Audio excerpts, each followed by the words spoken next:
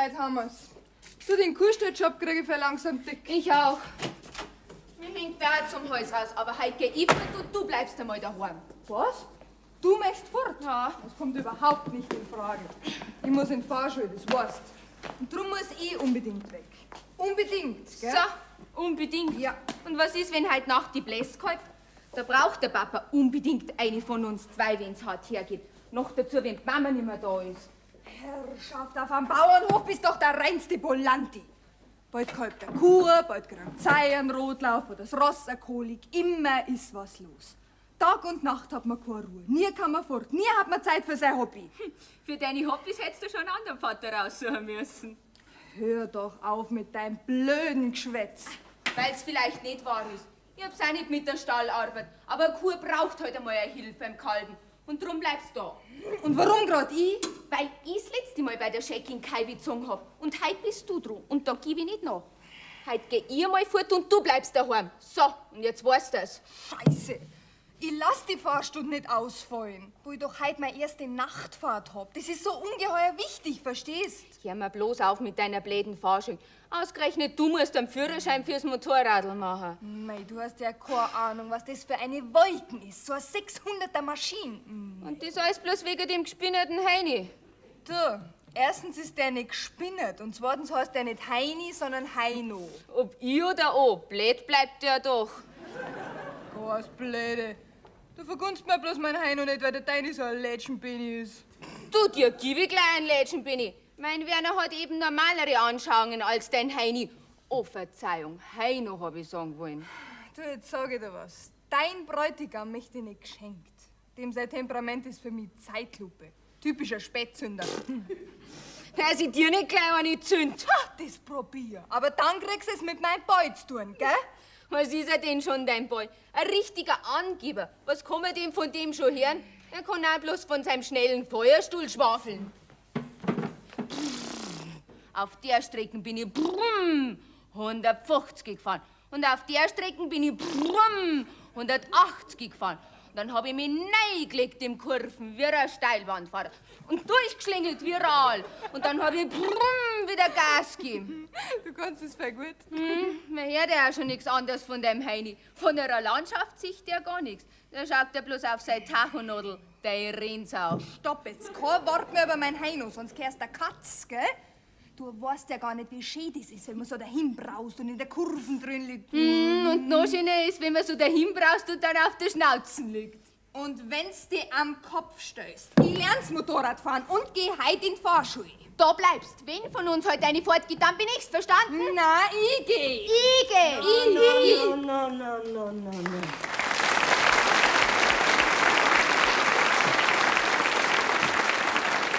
Was habt denn schon wieder, ihr zwei? Muss denn immer gestritten werden? Weil man sie nichts zum Verbieten hat. Ach Gott, wenn ihr zwei nicht streiten könnt, dann seid's nicht gesund. Sie will's ja nicht anders, die frustrierte Giftnudel. Dir gib ich gleich eine frustrierte Watschen. Na, jetzt schaut's euch aber, gell? Was geht's denn eigentlich? Weißt, Mama, immer nur sie kriegen eine Sondergenehmigung. Ich darf halt nie fort. Sondergenehmigung, so ein Schmarrn. Und wenn's fauchst wie eine Wildkatz, heute auf Dach geh ich fort. Doch. Ja, was hast denn so Wichtiges vor? Weißt, ich hab's an Werner versprochen, dass ich komm, weil bei dem heute auf Nacht eine Party ist. So. Beim Werner, da ist eine Party, ja? Na, was ist da los auf so einer Party? Mein nichts Besonderes, da wird halt irgendwas getrunken mit Schuss. Und dann wird tanzt und diskutiert. So, da wird tanzt und Tisch gerührt. Ja. Oh, Baby, balla, balla, balla, balla, balla, balla. Du lieber Gott, na. Wenn ich bloß an eure modernen Tanz denke, dann wird mir ja direkt schlecht. Oh, Baby, balla, balla, balla, balla, balla, balla, balla, balla.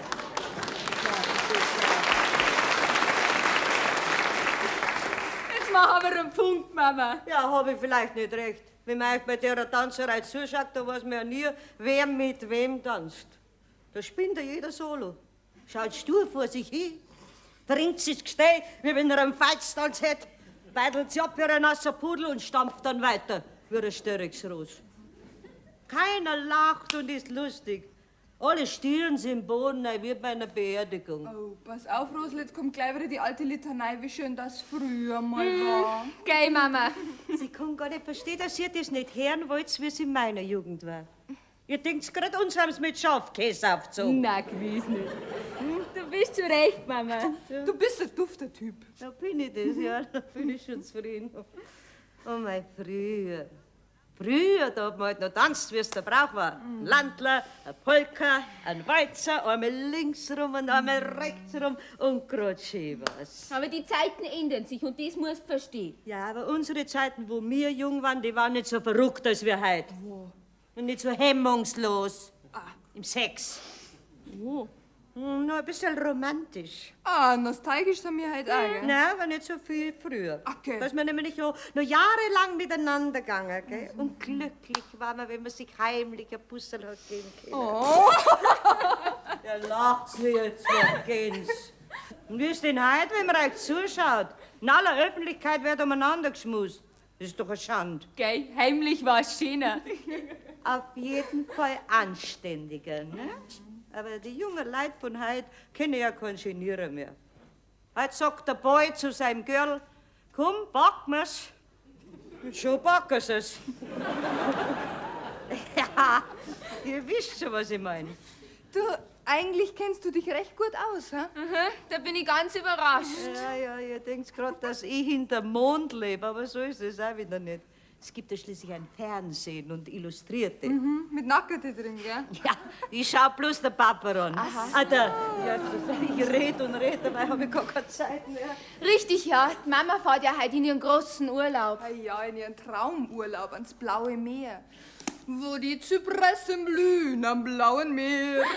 Und wo die Bläsheit nachgehalten. Ja, und?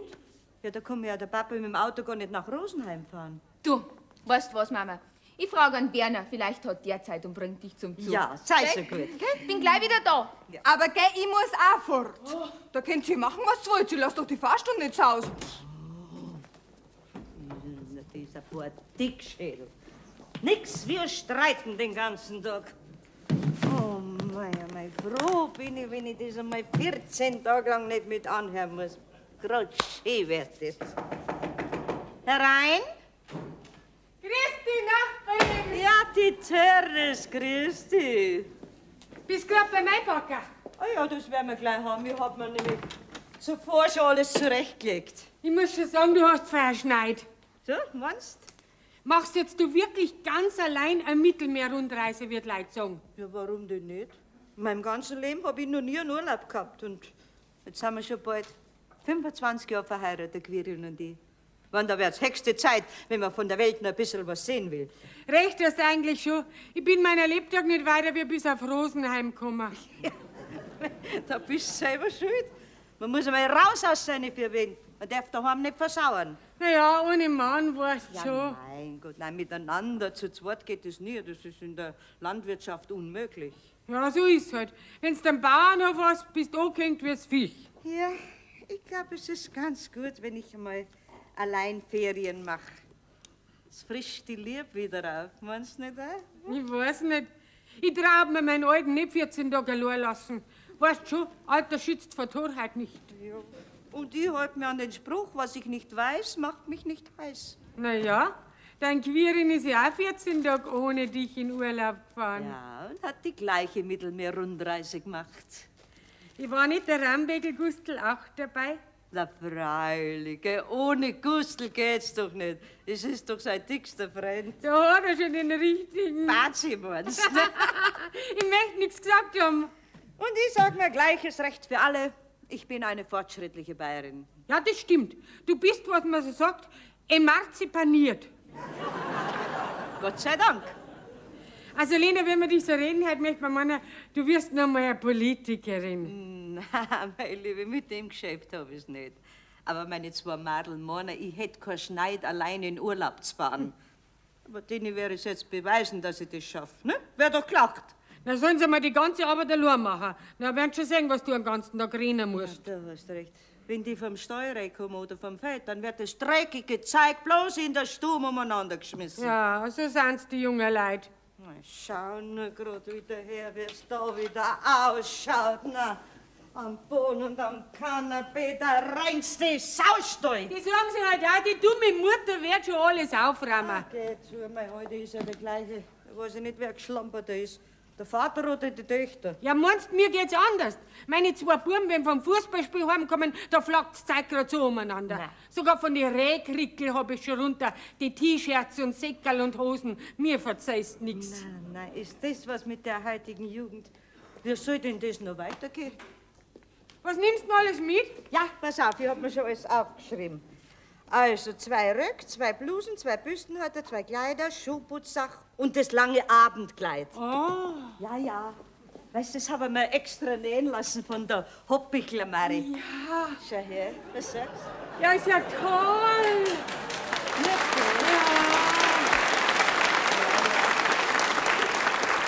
Weißt du, auf dem Schiff gibt's nämlich eine Captain-Cocktail-Party. Aha. Ja, so, was brauche ich jetzt noch?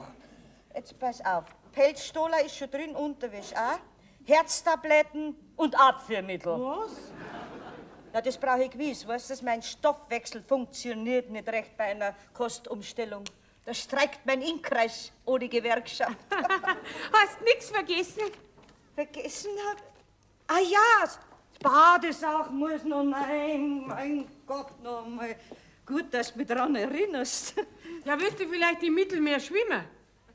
Ja, blöd wäre ich sein, das mit Haifisch fressen. Zu was brauchst du noch als Badezeug? Da schau mal her. Auf dem Schiff, da gibt's sogar ein Schwimmbad. Da. Ja, du liebe Frau, ist das ja drum Schiff. Das ist ja gleich größer wie unser Kirch. Ja, da kannst du leicht recht haben. Galaxie heißt's. Na. Und sowas schwimmt auf dem Wasser. Das ist ein griechisches Schiff. Komm, gib mir her, den pack ich nicht, dass ich ihn vergiss. Ui. Mama backt Ei. Ich wär hi. Ich wär hin. Was sind denn das für Sprüche? Na, Berige. Ach, komm, was rede ich denn überhaupt? Du hörst da doch nicht auf mich. Ja, was muss jetzt noch ne? Ah ja, das Kostüm. Das Kostüm nehme ich auf alle Fälle mit, für den Fall, dass an Bord kühl wird. Die Mama und ihr itzi-bitzi Teenie-Weenie Honolulu Strand-Bikini, den hab ich ja noch gar nicht gesehen. Gibst du nicht her? Na, gib doch den! Gab's das? Gib's den her? Teenie-Weenie. Blöde Grädel. Du mit deinem itzi-bitzi, wiese Biene da. Das ist ein ganz normaler, zweiteiliger Badeanzug. Nix, dass der so sind, meine gespinnerten Weiber. Nix wie Blödsinn haben sie im Kopf. Musst du noch halt die Mucken wieder austreiben, wenn du heimkommst. Oh mei, da kann sich die Mama ja nicht mehr rühren. Da hat's dann einen Sonnenbrand und Heimweh nach ihrem Kurschatten, gell? Bist jetzt nicht stark. Breche, Wanzenbreche. Also Lena, vierte nachher. Vierte. Komm wieder gut heim und das Sauf nicht, sonst bist du hin.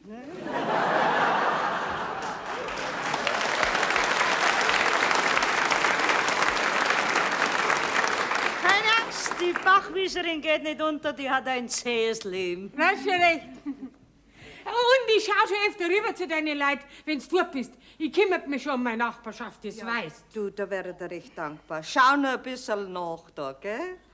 Komm, ich begleite ihn aus. Kriegst du drum Schweiners? Wir haben vorige Woche geschlachtet. Ja, ich hab schon davon gehört. Schau ruhig nur ein bisschen nach. Ja. Freilich. Der alten Ratschen muss jetzt noch drum Schweiners geben, für das, dass uns das Haus ausspioniert, wenn Mutter nicht da ist. Das mag ich. Stinkt immer gleich. Was nimmt die Mama alles mit? Das! Mein Malefiz Glupilent! Also, bitte, ja. Ja, was tust denn da, Madel? Muss ich mich noch bis zur letzten Minute ärgern. Schmeißt mir doch der Krampel den ganzen Koffer runter. Ich konnte gleich in der Luft reißen. Jetzt reg dich nicht auf, das nutzt jetzt auch nichts mehr. Geschenk ist Geschenk. Ja, was tust denn da? Wie packst denn du das Gewand, ey? Da kommt ja dann der Saug rausen. So legt man das Gewand zusammen. Schau her. Ja, furchtbar, wie du mit dem Zeug da umgehst. Geschlampert's, Luder, geschlampert's. Mensch, jetzt sei halt nicht so ungut. Die letzten Minuten des Abschieds. Da muss man alles durcheinander bringen, wenn du am so schimpfst. Ja, endlich auf mit der Einpackerei. Bringst mir ja mehr Unordnung in meinen Koffer rein. Schau, dass du in die Kirche rauskommst. Riech Brotzeit her. Ja, Das die nächsten 14 Tage auch machen. ja. Und schau, dass das Essen rechtzeitig am Tisch kommt. Sonst duscht's. Reg dich nicht auf. Wir kommen schon aus ohne dich. Kein Mensch ist unersetzlich. Nicht einmal du. Also, ein freches Frauenzimmer, ein freches. Geschlampert hinten und vorne, aber eine freche Goschen haben, das mag ich. Ach, zu was reg ich mich denn auf? Nicht mehr lang muss ich mir die Schlamperei mit anschauen. Ach, morgen bin ich schon frei, Frau, und kreuz durchs Mittelmeer. Wären herrliche Zeiten. Herrliche. So, jetzt mal wieder.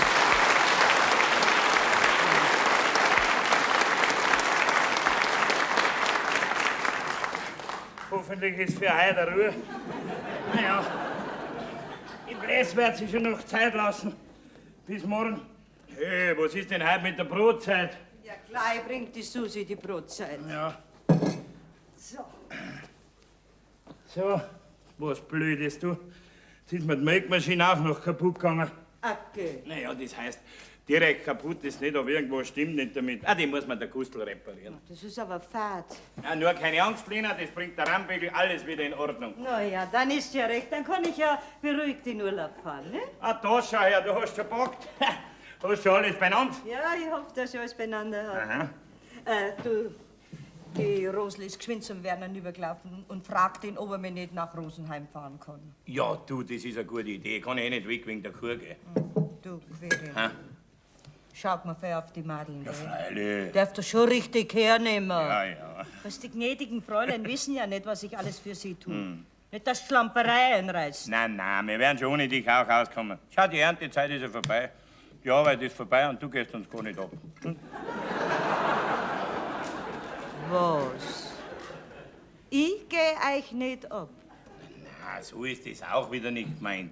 Natürlich geht's uns ab und ganz besonders mir.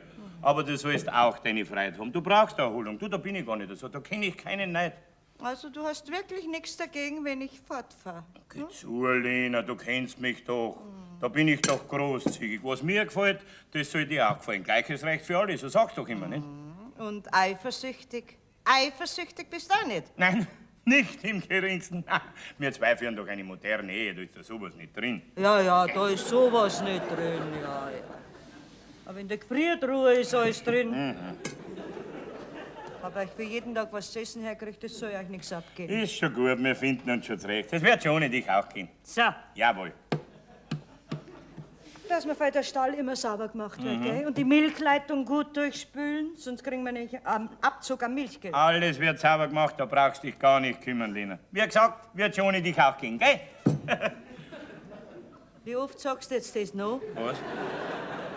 Glaubst du, da konnte ich mich direkt aufregen mit dem ewigen, es wird schon ohne die auch gehen, wir werden schon ohne die auch auskommen. Ja, mei, sag halt, wie man's denkt, da ist doch nichts dabei, oder? Also gut, es geht auch ohne mich. Darf euch sorglos verlassen und red euch nichts mehr drehen. Ja, das geht schon nicht anders, wenn du fort bist. Ja, ich sag schon nichts mehr. Heute bin ich draußen und dann seid's mir los. Tu dich nur gut erholen, Lena, du brauchst es schon, gell? So, dann. Noch da ein Schluckerl Bier? Na, Nicht. Danke. Du, der Papa darf halt schon in den Fahrstuhl. Was? Heute hast du Fahrstuhl? Ausgerechnet heute, wo die Mama wegfährt. Ach, so ein Blödsinn. Mein Bittchen, Papa. Papilein. Na ja, na, von mir aus. Nachher gehst du halt nicht, ich hab nichts dagegen. Du bist du mein allerbester Papa. Mein einziger. Ja, freilich bin ich dein Einziger, das wäre noch schöner. Ach, sie war schön. so ein scheinheiliges Lied, so ein scheinheiliges. Was ist denn, wenn heute Nacht die Bläs gehabt, dann hast du niemanden zum Ziehen. Wir werden schon ohne dich haben. Auch auskommen, jawohl.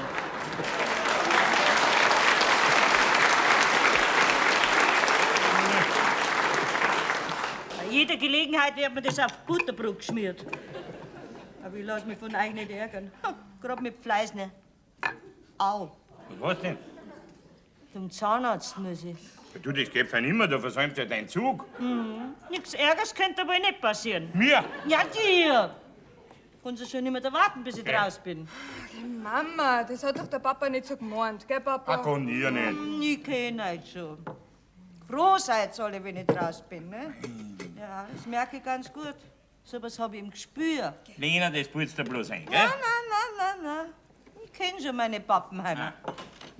So. Mit Werner habe ich geredet, der fährt die schon zum Zug. Das ist nett. Wenigstens ein Mensch, der für mich Zeit hat. Aber ich fahr schon auch mit nach Rosenheim, damit du nicht im falschen Zug einsteigst. Du so blöd brauchst du mich nicht halten. Find schon den richtigen Zug. Bin ja nicht aufs Hirn gefallen. Jetzt die Rosel meint das ja bloß gut. Genauso wie du, ja. Gell, Papa, danach brauche ich dann nicht mehr heimkommen. Warum? Weil doch beim Werner ein Feti ist. Was ist da eine Fete? Was ist denn das wieder für ein neumodisches Wort? Ja, Herrschaftszeiten. Kennst du denn hier nicht Deutsch reden? Ja. Warum soll denn das nicht deutsch sein? Wir leben immer nur auf dem Land. Und da sagt man zu einer Fete Ramasure. Ja, so. Aha. Zu einer Party möchtest du also. Da geht's wieder so vogelwild auf, das kenn ich schon, gell? Und dann sind sie alle hei. Immer noch besser wie ich. Nein, es fängt nicht schon wieder zum Streiten an. Ruhe ist jetzt. Gell, Papa? Ich darf dann gleich beim Werner bleiben. Ja, geht's noch alle fort und lasst euren armen Papa allein. Ne? Ich danke dir, Papa. Bist halt doch mein lieber Papa. Ja, mir brauchst du ja gar nicht fragen. Ne? Du hast mir's ja schon erlaubt, wenn der Papa nichts dagegen hat und der hat nichts dagegen. Das hörst ja. Ich möchte euch aber doch noch was sagen, bevor ich abfahre. Ja, red dich noch aus, lange hast du nicht mehr Zeit dazu. Das ist doch ein unverschämtes Mannsbild. Hä? Kannst du schon nicht mehr da warten, bis ich draus bin? Geh deinen Weg um. Nein, überhaupt nicht. Ich will dich bloß nicht aufhalten, dass du deinen Zug nicht versäumst. Ne? Der Werner holt mich schon rechtzeitig ab. Bestimmt. Ja, ich wollte euch noch was sagen. Vergesst mir für ja nicht einen Hund zu futtern, gell? Und dass er mir jeden Tag ein frisches Wasser kriegt. Ah ja, der Hund wird mir am meisten vermissen von der ganzen Familie. Elena. Also wir den Hund verhungern lassen dann bei unserer Tierliebe, gell, Rosel? Er kriegt das beste Fressen. Ja, vielleicht sogar ein besseres wie ich. Nein. Auf die schauen wir schon, dir lassen wir nichts abgeben. Aber der Hund kommt zuerst, oder hat's mir ja nicht vergessen drauf. Hey, Papa. Und soll es eine Quitte geben? Ja. Dann steckst du mir im Fernseher aus, damit es nicht einschlägt. Ja, das machen wir alles, Mama. Da brauchst du dich gar nicht mehr kümmern drum. Ja, und an der Kaffeemaschine, da lasst immer die Heizplatten brennen, ne? Bei uns muss alles mit Gewalt kaputt gemacht werden. Wir haben's ja, ne? Alles wird ausgesteckt, Mama. Also glaubst du, wenn du nicht mehr da bist, Lena, dann bricht über uns die ägyptische Finsternis herein. Ja, da brauchst gar nicht spötteln. Ich kenn schon euer Schlamperei. Ja, aber der Saustall wird jetzt ein anderer, weißt du Ja, das sehen? ja, das glaube ich dir aufs Wort.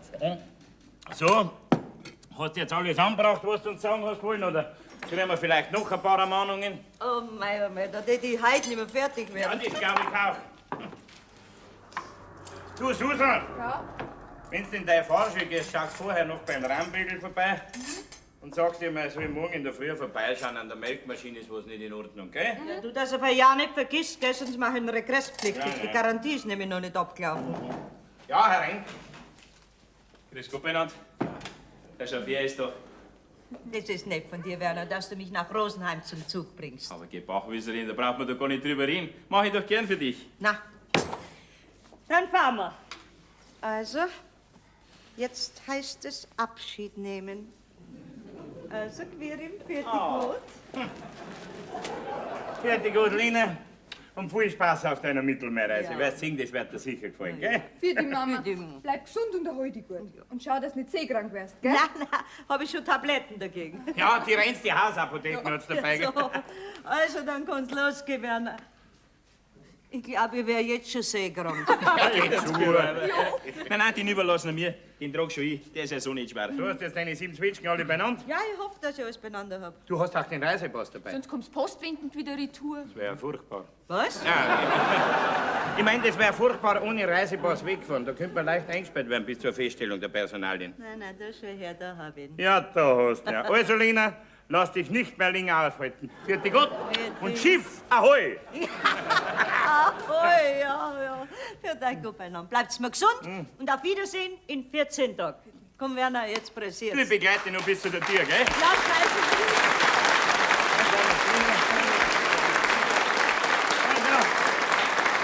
Gut, Mama. Bussi, gell?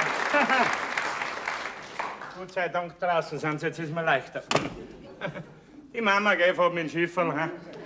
Also, Papa, ich geh dann gleich zum Rambögen. Ja, gell? ist schon gut. Und danach in meine Fahrschule. Jawohl, geh nicht zu, jetzt kann ich nichts mehr erschüttern. Vierte, Papa. Fertig gut.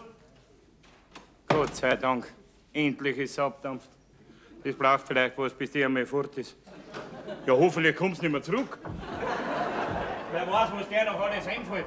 Nein, nein, geh schon dahin. Werner, gib Gas! Gas! Ja.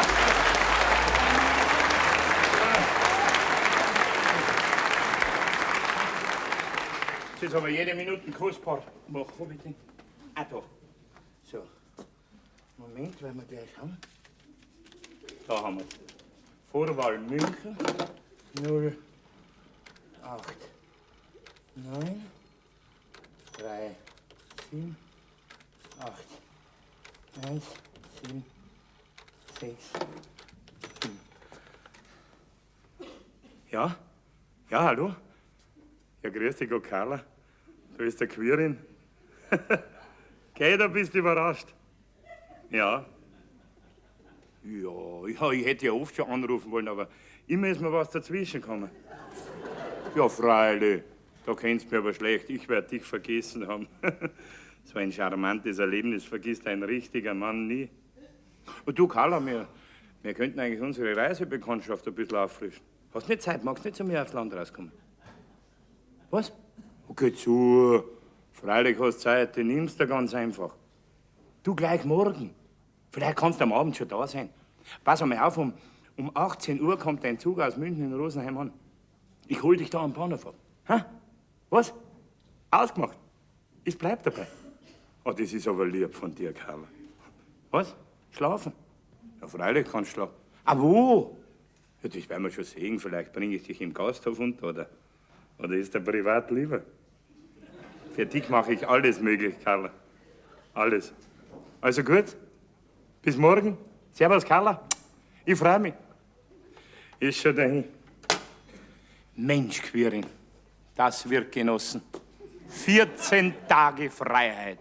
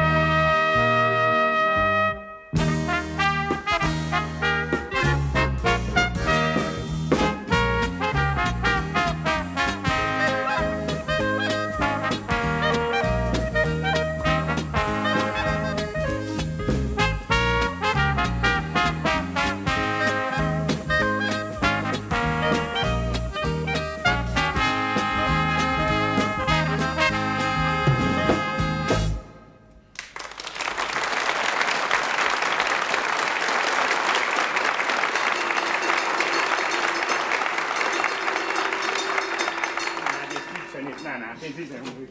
Nein, ist das was? Nein. Das hat uns gerade noch gefehlt, du. Papa, hast du im Krankenhaus angerufen? Nein, das ist ja noch zu früh. Aber gleich nach dem Frühstück, da probiere ich es einmal, gell? Ja, vergiss aber nicht drauf. Nein, ich vergiss schon nicht drauf.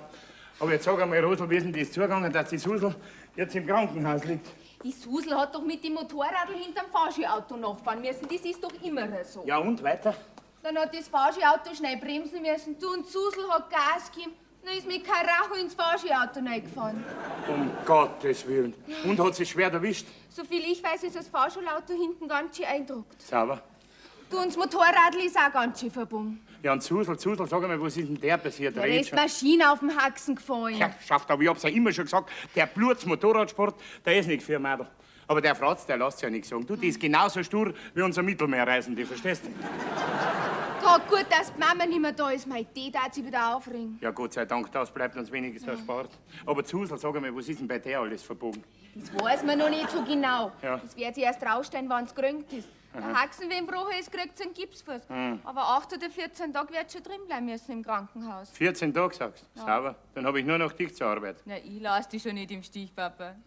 Naja, vielleicht kriegen wir bald eine Aushilfe. Wieso? Ja, wir sind doch bei der Aktion Ferien am Bauernhof, nicht? Und da heißt es doch im Prospekt, verbilligter Pensionspreis bei häuslicher Mithilfe, nicht? Ah, zu der Bedingung werden wir kaum wem kriegen. Ah, du, das darfst nicht sagen, das kann man nie wissen. Aber mach dir keine Sorgen, Papa. Wir zwei, wir werden schon allein fertig. Ja, mir soll es recht sein. Aber jetzt schau, dass wir bald einen Kaffee kriegen, Du gell? musst schon fertig sein in der Maschine. Ja, sonst ist er halt immer schon am Tisch gestanden, wenn wir vom Stall gekommen sind. Ja, mei, Mama ist halt nicht da. Ja, darum braucht man ja eine Aushilfe. Die hast du doch schon an mir. Gleich kriegst du das Frühstück. Da hab ich schon was. Wo bringen jetzt bloß die Karla unter? Hast du was gesagt? Nein, nix, nein. Ich muss bloß immer an die Mama denken und da rede ich mit mir selber. Gell, geht's dir schon recht ab. Und wir, Aber die 14 Tage gehen auch vorbei. leider. Wie meinst Ich mein, leider können wir nur getrennt verreisen und das tut halt weh, nicht? Weh. du? Ja, gleich kriegst du einen Kaffee. Ja, So, bin ja schon da. ja, ich hilft ein bisschen. Ja. So, da. Hab ich's dir recht gemacht? Ja, wunderbar hast du alles gemacht. Dann lass das gut schmecken. Ja, ist schon gut. Mei, was wird das wieder alles kosten? Was? Ja, der Unfall, meine ich. Ja, das geht doch aufs Konto von der Fahrschule. Die sind ja gegen sowas versichert. Schon, aber Mundschreiberei wird es wieder geben, bis man da die ganzen Formulare ausgefüllt hat. Ah, könnte ja der Teufel holen. Soll nur die Susel selber erledigen. Das ist für sie eine Strafe. Ja, und Motorrad kriegst du keins, das steht fest. Verschrei's nur nicht, Papa. Braucht er bloß ein bisschen um einen Bartstreich und Papilein sagen und schon gehst du in die Knie. Du sag einmal, bin ich schon mal in die Knie gegangen? Bei mir vielleicht nicht, aber bei ihr. Geh immer diese blöde Eifersüchtelei. Könnt ihr euch denn ihr gar nicht vertragen? Ich hab doch gar nichts gegen sie. Und jetzt schon gleich gar nicht, wo sie im Krankenhaus liegt. So, gut, dann fährst heute Nachmittag zu ihr, sagst ihr einen schönen Gruß. Ich hab heute keine Zeit, ich muss jemand von der Bahn abholen. Nicht? So, Ja. wen denn? Na, so eine Betriebsleiterin, nicht? Von der Aktion Ferien am Bauernhof. Ich weiß nicht, vielleicht schaut sie auch unseren Hof an. Kann man nicht wissen. Nicht? Naja, von mir aus. Da kommt wer. Jesus, wirst du erinnern, wie der ausschaut. Sag einmal, kannst du den hier gar nicht aufräumen? Das meiste ist von dir, Papilein. So, von mir? Das werden wir gleich aufgeräumt haben. Da wirst du schauen. So. Kommt da her. Aber die Stiefel, die hättest du schon hinstellen können, nicht? Gut, zack. So, aufgeräumt ist, so macht man das, merkt ihr das, nicht? Ja, herein. Guten Morgen, Vinci. Ja, die Nachbarin. Was treibt denn dich in aller Früh zu uns? Ja, ich muss doch ein bisschen nachschauen, wie es euch geht. Ich hab schon gemeint, ihr seid noch gar nicht auf. Ja, du bist gut, wir haben ja schon die Stallarbeit hinter uns. Seid gerade beim Kaffee. Ja, das siehst du ja. Wurst schon in der Früh. Das leid's uns nicht. Und schon. Was magst du denn? Ich wollte euch bloß fragen, ob ich euch was helfen soll. Na, danke schön, wir brauchen keine fremde Hilfe. Na, mehr. wir helfen uns schon selber, gell, Papa? Ja. So, ihr braucht keine fremde Hilfe. Ich hab's euch bloß gut gemeint, weil mit Lena extra darum bittet, dass ich mich bei euch umschaue. Noch dazu, weil jetzt Zusel im Krankenhaus ist. Das hast du auch schon wieder erfahren. Ich möchte bloß wissen, wo du überall deine Nasen drin hast. Also du bist doch ein grantiger Teufel. Da bietet man seine Hilfe an und du lässt ihm abfahren, wie wenn wir auf der Brennsuppen dahergeschwommen Ich waren. hab dich nicht gerufen, du alte Ratschen. Halt die Ratschen! Also das hat mir doch noch keiner gesagt. Das ist doch eine Unverschämtheit. Sowas braucht man sich nicht zu gefallen zu gelassen. Das werde der Lena sagen. Die bringt mir schon Anstand bei. Ja. Du, unser Papa braucht keinen Anstand. Jedenfalls nicht von dir. Wir sind auch nicht Aus auf der der Brennsuppen dahergeschwommen, das wissen wir schon. Das hat uns schon mal gesagt. Und wenn die Lena wieder kommt, dann werde ich sagen, was du für ein Gläufe bist. Du, jetzt hast du das aber genau benannt, gell? Da drüben hat der Zimmermann das Loch gemacht, gell? Hast du schmeißt mich hinaus? Ich lade dich zum Hinausgehen ein. Na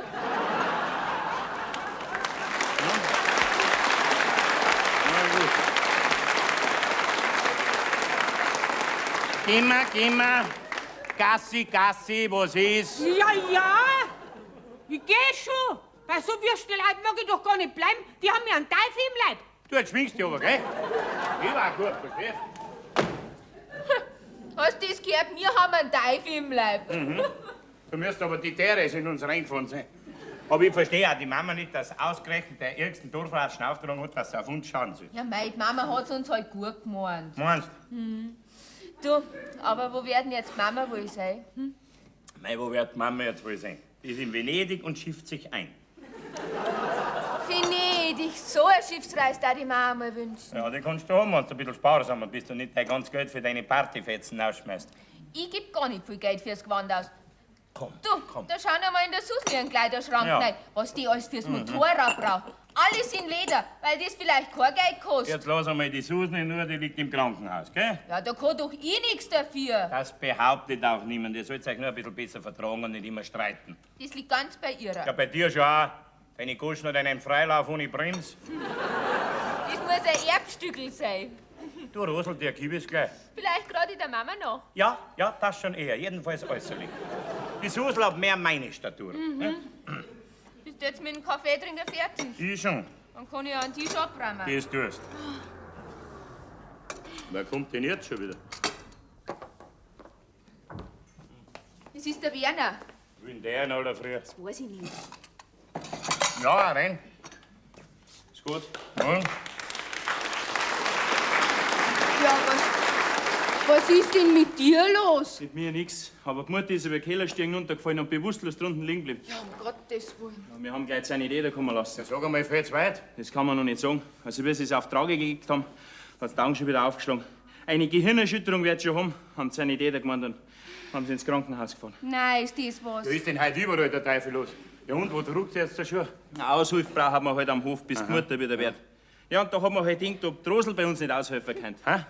Ja, weißt schon, wir zwei Mannsbilder, der Vater und ich, wir verstehen halt gar nichts vom Haushalt. Ja, du bist gut, jetzt holt der mir die Rosel auch noch weg. Hast du noch Zusel? Nein, leider nicht. Die liegt nämlich auch im Krankenhaus. Was ist der für eine Ja, Wasche? Das ist aber wo. Ja, was fehlt dir Ja, denn? Motorradunfall jetzt gehabt, wahrscheinlich einen Haxenbrocher. Ja, so. Ja, das habe ich natürlich nicht wissen können. Ja, dann geht das freilich nicht, das mit der Aushilfe. Ja. Pass mal auf, Werner. Ich möchte dein Bitte nicht direkt abschlagen, gell? Ich hab schon Verständnis für zwei so unbeholfene Mannsbilder, nicht? Schau, das ist bei mir wieder anders. Ich bin im Haushalt so gut wie perfekt. Da habe ich aber noch nichts gemerkt. Du, wenn's sein muss, da hilf mir schon selber, gell? Ich weiß schon, wo ich was zum Essen finde. Ja, das ist aber auch schon alles. Sei nur ein Startrosel, ich komme auch ohne dich aus, wenn's sein muss. Find mich schon zurecht, gell? Ja, dann bin ich schon beruhigt.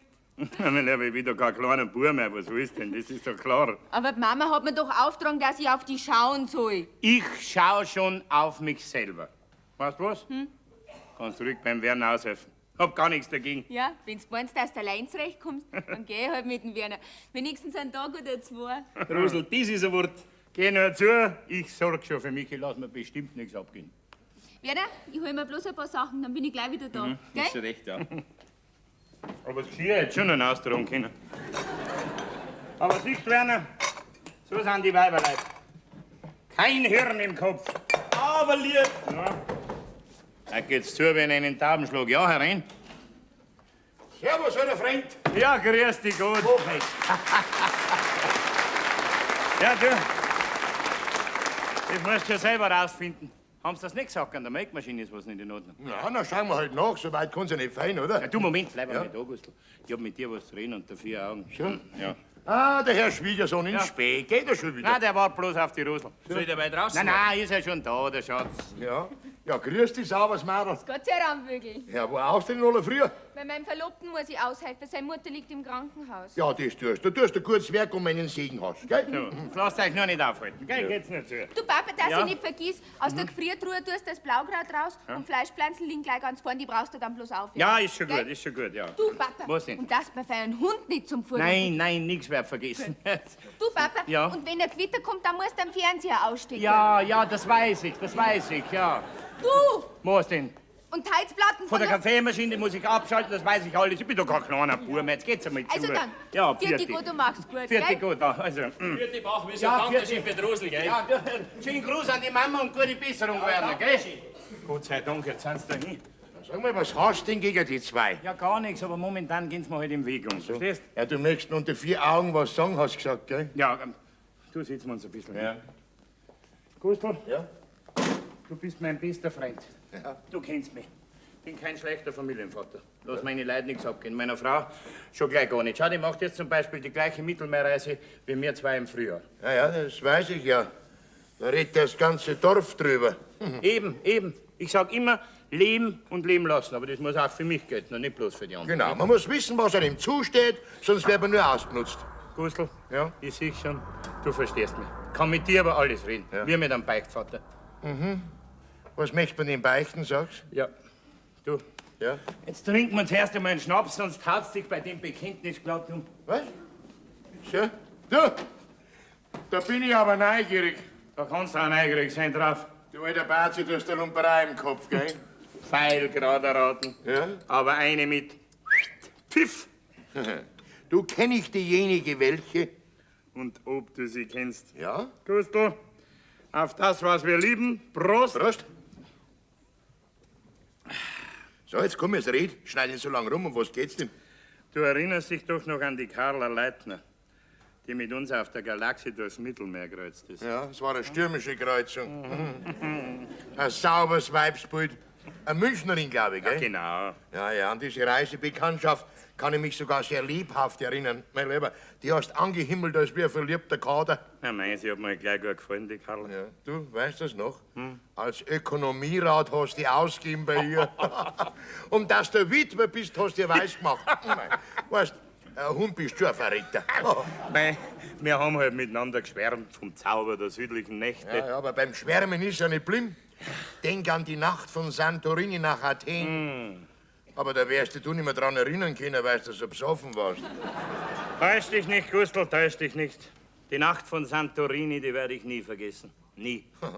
Du warst in einem Delirium wie ein Elefant nach 6 Flaschen Schnaps. Ganz narrisch warst du auf sie. Und dann hast du vertraut wie ein gestochener Geißbock. Also weißt Gustl, eigentlich bist du ein ganz ordinärer Mensch. Was? Jetzt hör doch einmal auf mit der Bleckerei. Pass auf. Das, was ich dir jetzt sag, kann man nur seinem besten Freund sagen. Ja? Gustl, Ja. braucht er Hilfe? Zur Lumperei? Okay. So musst du auch nicht daherreden. Unsere Reisebekanntschaft, die Carla, ist zwar eine rassige Person, bitte, das gebe ich zu, aber Schlamperl ist sie keins, gell? Nein. Kurz und gut, ich hab gestern mit ihr telefoniert und hab sie eingeladen. Sei gescheit. Ja, Das hast du traut? ja, freilich. Ich hab halt die Gelegenheit beim Schopf gepackt. Schau, die meine ist fort. Und jetzt auch noch die Susel im Krankenhaus und die Rosel bei einem Bräutigam. Ja, Mensch. Hast du direkt eine sturmfreie Bude? Ja, Was? auf das war ich ja zuerst auch nicht gefasst. Ja, freilich. Vorerst wollte ich ja die Carla im Gasthof unterbringen, Ja. nicht? Aber jetzt kann sie ja gleich bei mir schlafen. Ah, Was? wohnen, habe ich gemeint, wohnen. Ah, du alter Bazi, hör dich schon geh. Du riskierst einen Seitensprung, hä? Gustl, das ist doch heutzutage kein Scheidungsgrund mehr. Ja, wie man's nimmt. Ja, und was hab ich da dabei zu tun? Du musst mir aushelfen. Im Bett? Trottel, im Stall. Ja, quartierst das da, eh? Geh, Herrschaft, versteh mich doch, bei der Stallarbeit muss man aushelfen. Allein der Bock ist nicht, ich muss mich da um meinen Besuch kümmern, nicht? Du, heute um 6 Uhr hole ich die Carla in Rosenheim von der Bahn ab, verstehst Und ich war für die Stallarbeit da. Ha, ich, ein gelernter Mechaniker. Geh zu, du stammst doch von Bauern ab, das Kurstallhaus müssen, wirst du nicht verlernt haben. Gustl, Was? willst du mal? Na, von mir aus, was tut man nicht alles für einen guten und gamsigen Freund?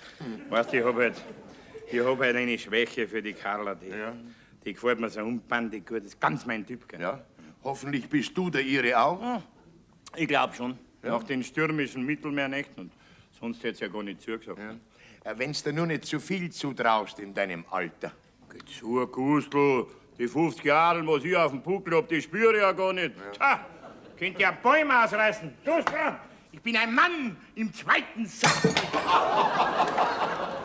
Ja, und ausschlagen tust du wie ein Hengst. Herr Ökonomierat, du bist ein Hundling. Ich wär ganz blass. Vor Angst? Na, vor Neid.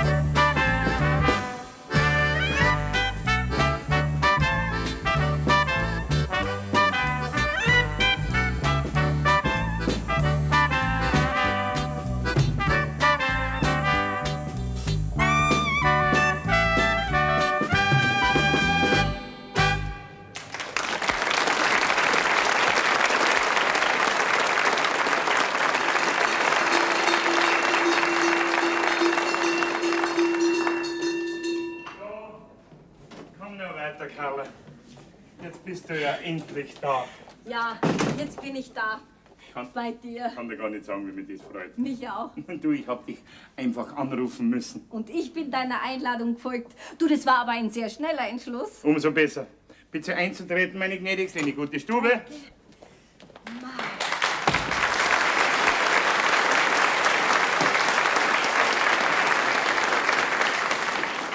Nett hast du es da und so gemütlich. Gefällt's dir?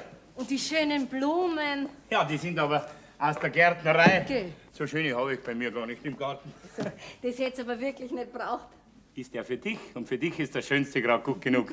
Komm, nimm Platz. Setz dich bitte. Danke, Herr Ökonomierat. Okay, zu, lass doch den Titel weg, den höre ich gar nicht gern. Bin dein Queerin, kannst auch Queeriner zu mir sagen. Nein, ich sag lieber Quirin. Das hört sich männlicher an. Ganz wie du meinst, Carla. Du, was trinkst denn gern? Cognac, Kirschwasser, Enzian? Ein Cognac, bitte. Den trinke ich auch am liebsten. Ja. Alles bereits vorbereitet, gut temperiert. Mein Lieber, da wär's schauen, das ist ein echt französischer, den habe ich bei der Graumerin gekauft, gell? Halt! Nicht bis zum Rand. Voll bis zum Rand wollen wir heute unser Wiedersehen feiern. Aber nicht so wie auf dem Schiff. Prost, Carla, auf das, was wir lieben. Prost.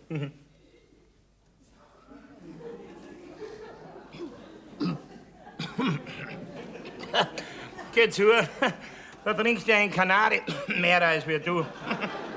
Lass dir nur Zeit, ich komm schon noch auf den Geschmack. Hoffentlich. Weil bei dir ist wirklich gemütlich. Und alles so sauber und ordentlich. Ja, bei mir wird immer alles sofort aufgeräumt. Du, und dabei schimpft mich mein weil ich immer auf Ordnung schaue, gell? Da schimpfen mich meine beiden Töchter und sagen, ich wär zu streng, gell? Ach ja, richtig, du hast ja 2 Töchter. Ja. Ja, wo sind's denn? Ja, die eine ist bei einem Bräutigam und die andere ist leider im Krankenhaus, hat einen Motorradunfall gehabt, weißt du. Eine von deinen Töchtern fährt Motorrad? Ja, und wie? Ah, das ist sicher ein sehr rasantes Mädel. Die ist halt genauso rasant wie der Herr Papa. Weißt du das noch, Carla? Halb vor 5 Monaten da haben wir uns kennengelernt auf dem Schiff. Das war ein Glückstag. Prost, Carla. Prost, Quirin.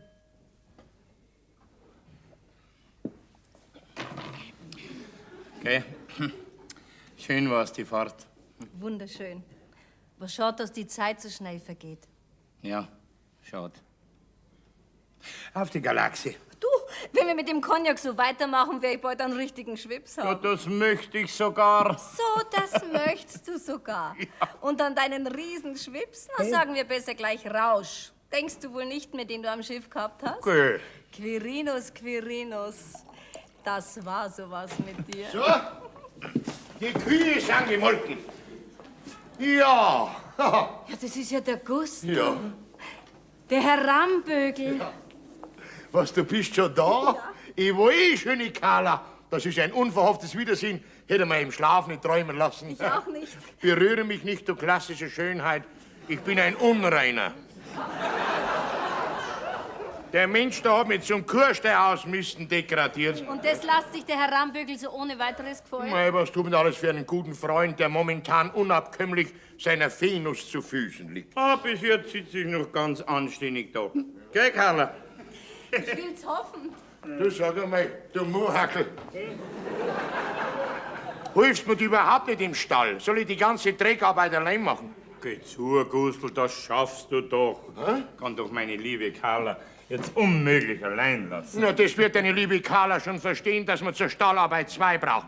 Einen zum Ausmisten und einen zum Mistfahren. Also komm, reiß dich los aus den Armen deiner Geliebten. Du Quamper, der Apollo, du, komm.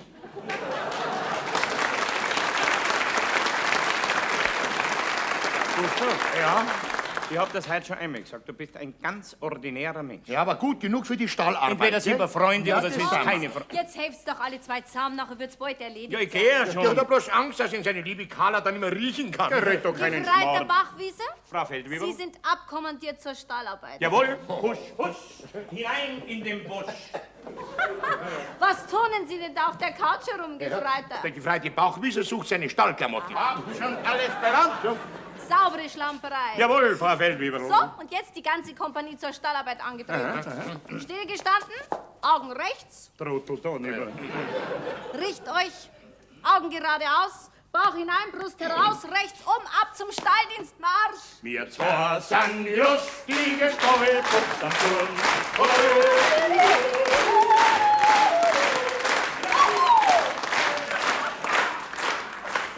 Ah, ist das schön, wenn man so richtig blödeln kann. Da wird man fast wieder wie ein Kind. Herein. Ah, da schau her. Also doch ein fremdes Weibsbild. Mich haut's um. Ist Ihnen schlecht? Warum soll mir schlecht sein? Sie schauen so komisch drein. Wo kommen denn Sie überhaupt her? Ich komme aus München und wer sind Sie? Ich bin die Nachbarin. Aber jetzt möchte ich schon wissen, wer Sie sind. Ich bin Ihnen zwar keine Auskunft schuldig, aber Sie sollen wissen, wer ich bin. Ich heiße Carla Leitner, bin wie gesagt aus München, wohne Theresienstraße 82, bin im Zeichen des Wassermanns geboren. Muss ich Ihnen vielleicht mein genaues Geburtsdatum auch noch sagen? Na, das reicht schon. Na also. Ja, aber was wollen Sie denn eigentlich hier? Ja, mir hat's die Sicherung ausgehauen und ich hab keine mehr daheim. Aha, Sie brauchen eine neue Sicherung. Ja, Aber was meinen Sie, wo ich die hier finde? ja, draußen in der Kirchenkredenz habe ich mal ein paar Links gesehen. Ja, da will ich schauen, vielleicht finde ich eine. Ja, gut, dass mir das mit der Sicherung eingefallen ist. Ja, Quirin, was bist du doch für ein hinterkünftiger Bazi?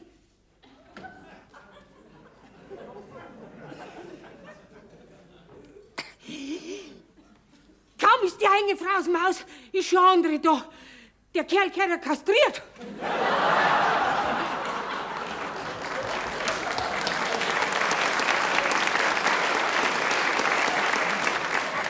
Wer gehört rasiert? der Bachwieser, weil er aber so gestoppelt rumläuft. Das ist mir doch gar nicht aufgefallen. Ja, wenn ein junges Weib auftaucht, dann putzen sie sich die Malefizkater. Na, mei Wissenskater sind halt polygam. Ja, das sind sie. Polly-Dings da. Die Malefizkater, die Mistigen. So, dass Ihre Sicherung hoffentlich passt. Ja, Dankeschön. Dann kann ich ja jetzt wieder gehen. Von mir aus gern. Ja. Ah, jetzt geht mein Licht auf. Ganz polygamerisch geht's zu da herin.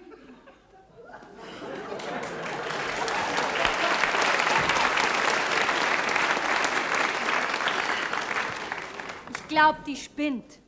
Bei der ist wirklich eine Sicherung durchbrennt.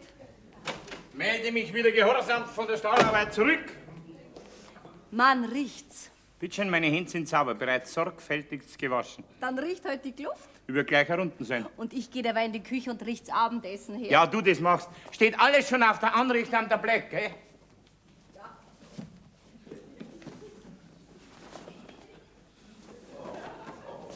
Nein, das geht nicht.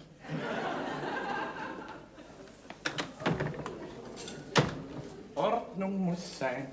Du, Carla, im Kühlschrank sind ein paar Flaschen Wein. Geh bitte, nimm doch eine oder zwei mit. Ja, ist schon recht. Zwei Märchenaugen.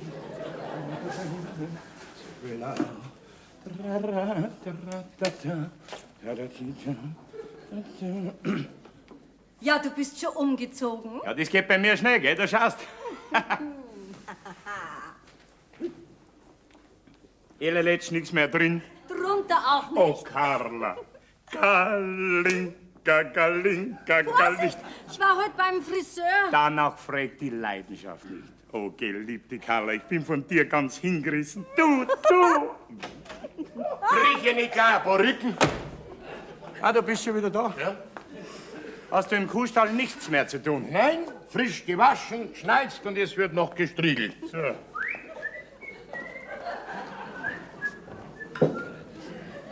So, jetzt schau ich wieder aus wie der Mensch. Jetzt habe ich vielleicht sogar Chancen bei deiner Carla. Auf Anhieb möchte ich sagen. Ja, Hör doch auf, Carla, der glaubt's gleich. ja, ich bin halt ein gläubiger Mensch. Du, der sich gar nicht so viel einzubilden braucht. Nein, Na, nein, jetzt nein, ja, nein, komm. jetzt war Dorfgockeln.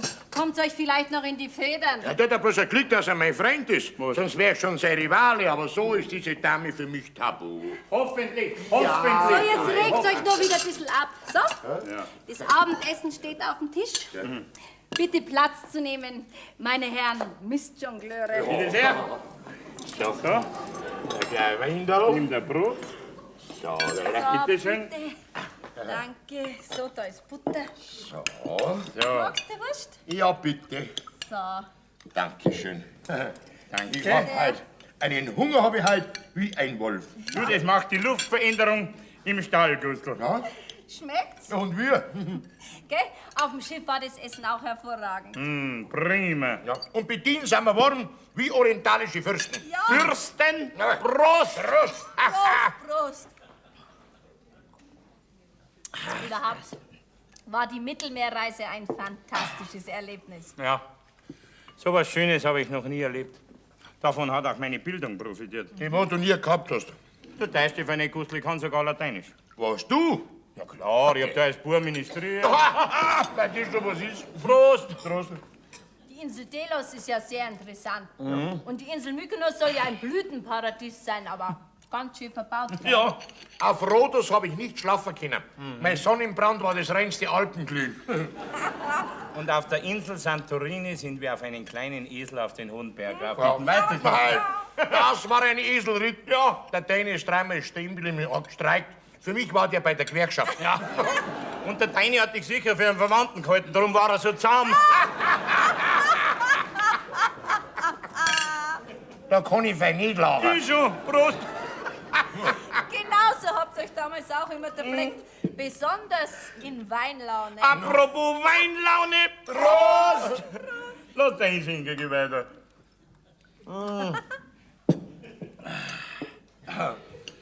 So manche sternklare Nacht hat uns den Kopf vernebelt. Ja, Und über uns das Kreuz des Südens. Und unter uns ein schwankendes Schiff. und wir selber haben auch oft geschwankt. Du einmal am meisten. und erst die Nacht von Santorini nach Athen. Aber an die wirst dich doch du gar nicht mehr erinnern können. Warum denn nicht? Da war mein Quirinus so blau wie das Meer. Ja, noch tiefblauer. Das gibt es nicht. Jo, mein lieber Freund, du hast einen Affen damals benannt gehabt, dass sämtliche Leuchttürme ausgegangen sind. Gustl, jetzt übertreibst du aber, gell? Nein, beim Zeus, er spricht die Wahrheit. Beim Zeus! Ja, und auf der Strickleiter hast du fenstern wollen. Feuer im Bullauge. Ich hab dich gerade noch zurückhalten können, sonst wärst du heute schon eine Haifischbrotzeit. Ja? Dem Gustl hast du viel zu verdanken, der schaut auf dich. Und doch, ich lass mir's nicht nehmen. Die Nacht von Santorini, das war schon eine Wucht. Kein Karla da war schon alles drin. Fast alles. So. Ja. Ja, schau her, uns geht ja der Wein aus. Da muss ich ja gleich einen Nachschub holen. Lass ich hol schon. Nein, du, ich hab noch ein paar extra Flaschen in Reserve, die findest du gar nicht. Aber weißt du was, Schatz? Wir holen den Nachschub gemeinsam. Ja, das machen wir. Gustav, lass das schmecken. Wir schnappen noch ein bisschen Luft. Ja. Das ist ein verliebter Kader. Den hat's best erwischt. Das kann mir nie passieren. Da bin ich ganz mein Typ. Prost, Gustl. Mit dir trinke ich am liebsten.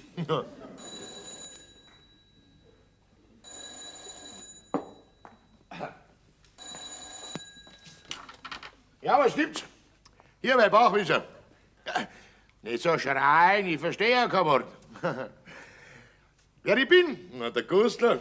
Der Rambegel Gustl. Den kennt doch jeder. Wer sind Sie? Ach, du? Was? Ja, das gibt's ja nicht. Das ist ja gar nicht möglich. Ja, wieso denn? Wo der Quirin ist, der ist bei einer Kuh in der Küche. Im Stall. Ja. Ja, ich werd's ihm sagen, dem Quirin. Da wird er schauen. Auf Wiedersehen. Ja, Pfiat. Um Gottes Willen, das ist uns gerade noch abgegangen. Da sitzen wir sauber drin. Mei. Quirin! Quirin! Ja. Schnell, es brennt! Ja, was gibt's? Geh weiter, komm! Komm. Was Frag ist nicht lange, es presst hier! Was ist denn los? Wo ist denn die Carla? Die sitzt draußen im Garten und schnappt noch. Was? Luft. Aber du vergönnst einem schon gar nichts, Gustl. Was willst denn schon wieder? Eine Hiobsbotschaft. Eine Hiobsbotschaft? Den kenne ich überhaupt nicht. Sag einmal, spinnst du jetzt oder was hast du denn? Siehst du mal nieder, bevor es die umhaut. Ja. Die Deine kommt zurück. In einer knappen Stunde kann sie da sein. Hast du mich verstanden? Die meine, Ja? komm zurück. Gustl, Was? du bist ein Witzbold, möchtest mir gern reinlegen, aber ich gehe dir nicht auf den Leim. Aber so glauben wir's doch. Sie hat Ja, doch gerade weil- angerufen. Ja, ja. Sie kommt mit einem Taxi. Aus Venedig. Na, aus Rosenheim. Das ist aber fein. Juhu! Sie hat momentan noch keins, aber in einer knappen Stunde glaubt sie, dass sie eins hat. Ja, Begreifst mich? Gustl, und wenn du mich noch so schlau dran kriegen möchtest, pass mir auf. Die meine hat sich gestern eingeschifft. Schwimmt bereits im Mittelmeer ganz weit weg. Die kann in einer knappen Stunde gar nicht da sein. Nicht einmal mit dem Düsenflugzeug. Herrschaft, es reißt dich doch zusammen und schau, dass du nüchtern wirst und hör mir zu. Wie soll ich nüchtern werden? Die Carla und ich haben draußen im Garten ein Flatscherl angezapft. Jetzt pass auf. Ja. Ich sag das jetzt zum allerletzten Ja. Mal. Die Geschichte ist todernst. Ich bin kein Witzbold. Sie hat wirklich aus Rosenheim Ja. angerufen. So glaub mir's doch. Aber sie hat sich doch eingeschifft. Nein, eben nicht. Sie hat sich das Reisebillett für Schiff erst in Venedig näher angeschaut und hat endlich bemerkt, dass sie sich im Datum geirrt hat. Im Datum gehört. Nicht am 7., sondern am 17. Nein. September sticht die Galaxie in See. Nein, Sie war um 10 Tage zu früh dran. Nein, Gustl, jetzt sitzt sie in Rosenheim. Ja, aber nicht mehr lang. Wenn sie ein Taxi hat, brauchst du los. Und mir brauchst du Schädel. Was machen wir denn mit der Carla? Um Gottes Willen, Die Carla. Ja, die muss aus dem Haus, bevor der Euge kommt. Oder du sagst ja die Wahrheit. Gustl, du hast leicht reden. Ich kann doch jetzt der Carla ganz unmöglich sagen, dass ich kein Wittiber mehr bin. Dann ist ja alles aus. Ja, Herrschaft, dann muss uns was anderes einfallen. Das ist auf der Stelle. Was machen wir denn nur? Was machen wir nicht? Du, ich hab's. Was? Wir hängen der Karl einen Mordschwips an. Gustl, da fällt ja so nicht mehr viel dazu. Und wenn's nicht mehr richtig auf den Beinen stehen kann, dann mixen wir ein paar Schlaftabletten in den Wein. Hast welche im Haus? Ja, da drüben im Kastel ist ein Apotheker-Ding drin. So, in einer Stunde. Was soll denn das ganze Gustl? Hä? Da können wir's doch besser umquartieren, verstehst du? Wohin denn? Ja, das leere Austragshäusl, wo hinterm Haus steht. Ja, das ist eine gute Idee. Da wäre ich selber gar nicht draufgekommen. Gustl, falls mein, da steht sogar ein leeres Bett drin. Ja, das sind die richtigen. Ja, Ja, die wirken in ein paar Minuten. Pass auf, bei dem Alkohol, was sie hat, kriegt er ganz ein kleines Quantum. jawohl. Gustl, wo gehst du denn hin? Erst gleich hin. Ja, gleich hin. Ja, dann Wein, Ja. Da ist die Tabletten. ja. Tabletten, ja. Sag einmal, So. Jetzt. Gustl, sag einmal, kann denn da nichts passieren, hä? Nein, nicht das Geringste, die sind vollkommen harmlos. Du, und wenn sie dann morgen in der Früh hoffentlich wieder aufwacht, was sagen wir dann? Du sagst dir gar nichts, Gar du liegst mit Alkoholvergiftung im Krankenhaus. Wieso? So sage ich jedenfalls zu ihr, wenn sie wach wird. Ja. Und morgen früh, wenn bei euch noch niemand auf ist, Ja. dann wecke ich die Carla, Weckst du sie? setze sie in meinen Wagen und fahre dann den sogenannten Sündenfall nach München zurück. Gustl, Gustl, das ist die Rettung. Verlass mich ganz auf dich, gell? Ja. Verlass mich ganz Da auf kann dich. gar nichts passieren, deine Alte merkt nichts. Ja. Der Rambigel-Gustl verwischt alle Spuren. Das Corpus Delicti wird betäubt, kassiert und aus dem Weg geräumt. Sozusagen aus dem Verkehr gezogen. Ja, Gustl, sage aber, dass ich Sie bei Gelegenheit wieder anrufe, weil Ja. ich kann ja die Nacht von Santorini nicht vergessen. Ja. Ich muss Santorini. Wird gemacht. Bitte. Bleibst du denn, Quirl? Lässt mich da draußen ganz allein wie ein Aschenbrödel. Ohne Daumen, gell? Ach, und Wein ist auch keiner mehr Ja, komm, da. lass dir einschenken, Aschenbrödel. Komm her. Dass nicht verdurscht. Ja, ist so, der Lang. Jetzt. Jetzt, drin. Aber warum trinkst denn ihr den Wein aus der Flasche? Ja, weißt du, Carla, der deine ist ein ganz rares Tröpfel, eine Trockenbeerenauslese. Gell? So viel ist da gar nicht mehr da gewesen, darum trinken der Gustl und ich eine andere Sorte. Ja. Also, Prost, Ex. Keine Müdigkeit vortäuschen. Sollst leben, sollst leben. Ja, Prost, ihr zwei. Ja. Heute ist mir schon alles wurscht. Mir nicht. Ja. Ja, Ex. Was ist er? Schmeckt aber komisch. Ja, das ist das Exquisite daran. Ja. Komm, lass dir gleich noch einmal nachschenken, Schatz. Schenkein, heute ist schon alles egal. Ich glaube, ich hab fast einen Schwips. Ja, fast ist gut. Ja. Stimmung, ihr müden Racker. Ja. Stimmung. Dreht doch das Radio auf. Gustl, Ich möchte Radio. Tanzmusik Radio. Du, ja. Sag mal, hast du ja was verkehrt gegeben? Der wird immer munterer. Ja, lass dir doch Zeit, es wird bald. Wirklich bald. Jetzt sollst du recht haben. Schatz, Schatz. Prost, Schatz. Trink noch. Ja, dass das Geschmack kommst, gell? Ja. Also von mir aus, heute bin ich schon happy. Prost! Happy. So, und jetzt möchte ich richtig tanzen. Jawohl. Damenwahl, meine Herren. Darf ich bitten, Herr Ramschläger? Ja, bitte, die Vergnügen. Was ist denn? Was ist denn los? Dreht sich was? Mir schlecht. Carla, geht's dir nicht gut? Fehlt dir was? Sorry, was das ist, aber mir ist schwindelig. Schwindelig? Meine Füße alle vor mir so schwer. Du komm, leg dich aufs Kanapee, vielleicht bist du bloß müde. Jetzt glaube ich, ist soweit. Machst wirklich? Alle, die ist hinüber, die hört nichts mehr. Gustl, die schnauft ja gar nicht richtig. Was? Ich hör nichts. Gustl, die schnauft immer. Das Bitte. täuscht doch nur. Täuscht nur. Die ist im Tiefschlaf, jetzt ist transportfähig. Ja gut, dann haben wir sie hinüber. Ja. Also, Du, aber bloß bis zur Haustür, gell? ja und dann? Dann fahren wir mit dem Schubkarren weiter. Ja. Halt, halt! Radio. Radio abstellen. Radio abstellen, Gustl. Yes, sir. Also packen wir's. Auf geht's. Alle. Komm, halt, rein. Du hast ein Auto in den Hof nicht gefahren. Hör auf. Ja. Ah! Die Was? Die Lina ist da. Bitte, das ist ja nicht möglich. Schau doch nicht lang! Die Carla muss weg! Ja, wohin? Wohin? Wohin? Du, ist der Schrank leer? Ja, Moment. Schau mal. Ja. Der ist leer. Also, rein damit, Oh, nein. Vorsicht, Vorsicht, darf ich nicht mehr. Kopfel, also in Ruhe. Start. Tut dir weh? Halt die Koffer! Mantel, Ja. Mantel, bitte. So, bin schon da. Ui. So. Ja, ganz ehrlich. So. Halt! Was denn? Wenigstens ein Stück. Der steht nicht, der Schrank ist groß genug. So, jetzt geht's ja. Gut. Hab Blut verrückt. Was ist denn? Jetzt ist der Schlüssel abgebrochen. Ah!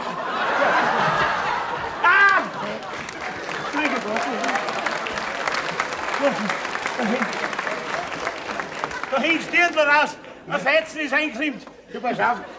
Heben wir einen Schrank auf, vielleicht ist ein Schloss verklemmt. Ein Schrank auf. Auf geht's. Gut. Ha! Jetzt stellen Sie den Kopf ab, ich muss erst zahlen.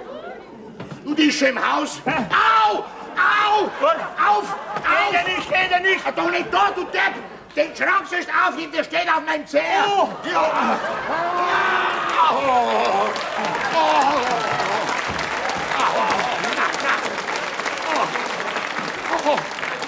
Was ich alles büßen muss für dich. Ah, Jesus. So, was macht's? 23,80. Ja, bitteschön. Gib's mal 25 raus. Danke. Dankeschön, gute Nacht. Gute Nacht. Na, die sind Schmerzen gar nicht zum Beschreiben. Mein Gott, ich muss jetzt schnell das Geschirr von der Carla wegtragen. So, jetzt bin ich halt schon wieder da. Leider kann man nur sagen. Ja, leider. Grüß dich, Lena. Grüß dich. Ja. Wo ist denn der Quirin? Der Quirin, der ist in der Küche. Tut abspülen, aufräumen. Das hört man gern, ja. Was holst du denn immer dein Zeh? Ja, da ist mir die Blässe draufgesprungen. Im Stall mit Auskäufer.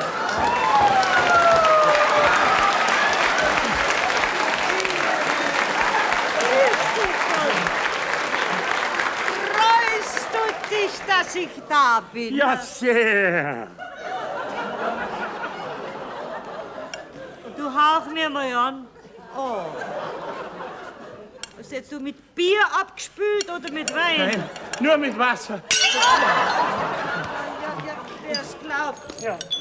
Wo sind denn die zwei Mädel? Ja, die Rosel ist bei einem Bräutigam, dem seine Mutter ist die Kellerstiege in uns gefallen. Jesus, na, das ist aber arg. Ja, und die Susel Was ist mit der? liegt auch im Krankenhaus. Was? Ja, mit dem Motorrad ist sie ein bisschen verunglückt. Na, ja, dann ist ja gerade gut, dass du so schnell wieder heimkommen Ja, bist. freilich direkt ein Glück, dass dich im Datum geirrt hast.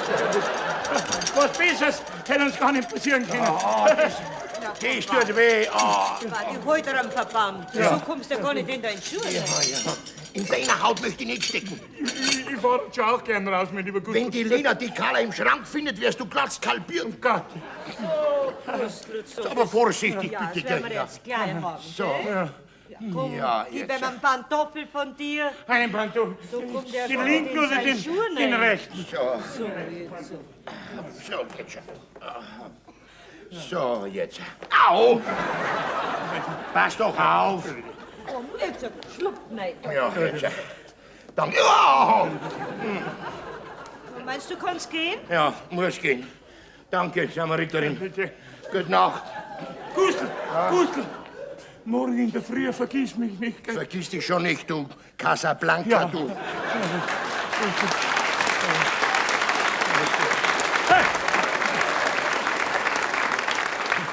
Was hat er gesagt? Dass er blank bei Kassa ist, hat er gesagt. Ja. Hat er dich angebummt? Nein, das ist nicht, Lena. Sag mal, Lena, packst du heute schon den Koffer aus? Ja, Mann, die Sachen müssen ja nicht unbedingt die ganze Nacht im Koffer bleiben. Die Kleider hängen lieber klein Die hängt da. Was ist denn mit dem Schlüssel? Wo ist denn der? Ja, ganz dumm hergegangen, gell. Bin bloß ein bisschen so scharf vorbeigestreift, gell. Schon war ab, der Schlüssel. Ja, da musst du aber ganz scharf vorbeigestreift sein. Sehr scharf, Lina, sehr scharf. Na, räume halt morgen ein, gell? Ja, Das tust, Lena. Geh zu. Du sagst dir doch ein Lehnel zu mir. Das bin ich gar nicht mehr gewöhnt. Ist schon recht, Lena. Ist schon recht. Ja. Du warst du schon bei der Susi im Krankenhaus?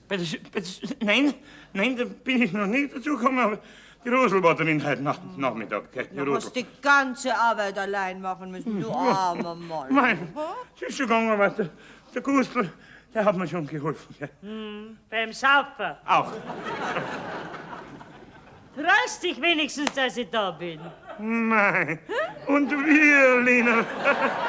Aber ich war schon ohne die auch gegangen. Fangst schon wieder an. Entschuldige bitte, das ist mir bloß so rausgerutscht. Gell? Na ja, also gut. Ja. Komm, dann gehen wir ins Bett. Ja, dann gehen wir ins Bett. Du pass auf, geh du voraus. Ich bin noch nicht ganz fertig in der Küche, mal ein bisschen abspülen. komm aber bald, gell. Ich Schau bin mal. halt froh, wenn ich im Bett lieg. Nein. Bin ganz steif von der langen Bahnfahrerei. Komm. Ja, komm dann. Gehst nicht auf mich los, verrückt. Glaubst du, am liebsten hau ich den ganzen Kasten zusammen. Klump, elendig. Ich bin mit den Nerven schon ganz herunter. Schnauft überhaupt noch? Ich hör nichts. Carla, geliebte Carla, bleib mir bloß am Leben, sonst bring ich mich um. Dann können wir nicht mehr miteinander in Urlaub fahren, gell? Ja, Masilein, was ist? Was magst du denn an dem Kasten? Nix.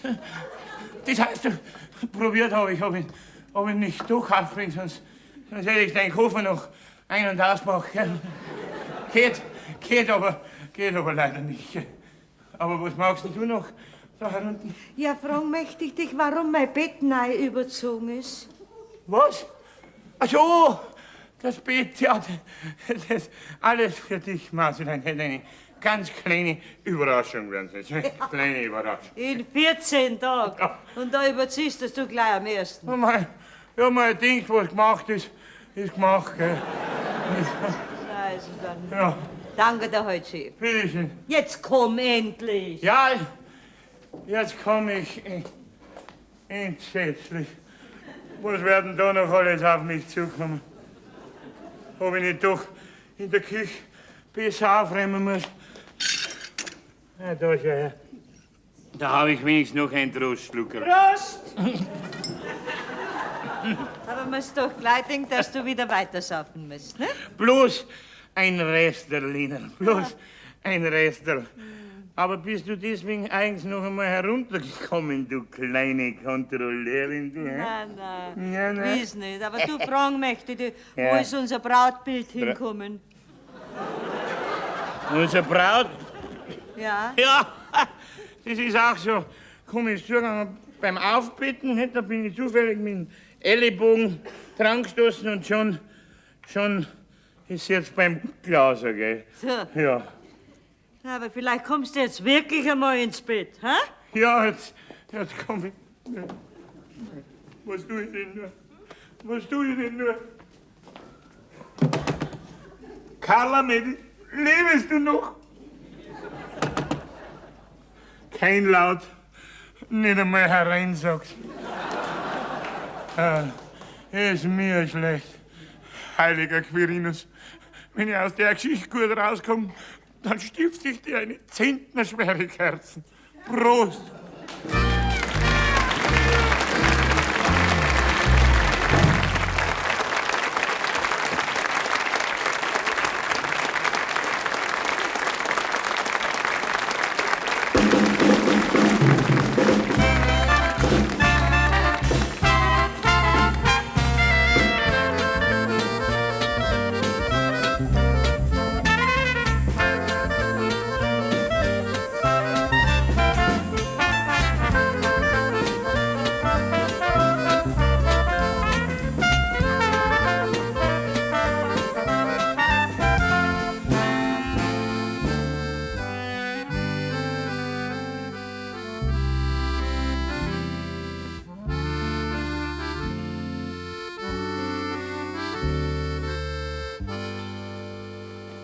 Bloß wieder bleibt. Sauft halt wieder den ganzen Kühlschrank leer. Ah.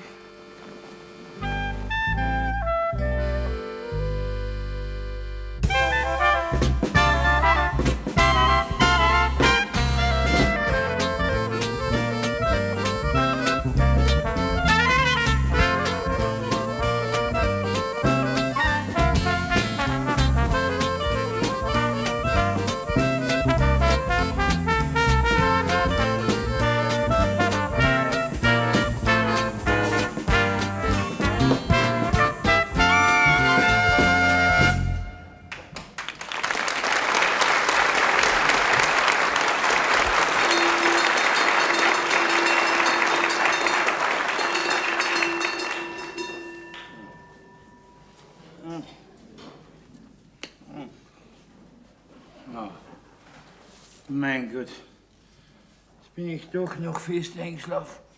Och, bin ich steif. Mein Hals, mein Kreuz und erst mein Kopf. Der tut weh. Nichts zum Sagen. Ich glaube, ich habe einen Haarwurzelkatarrh.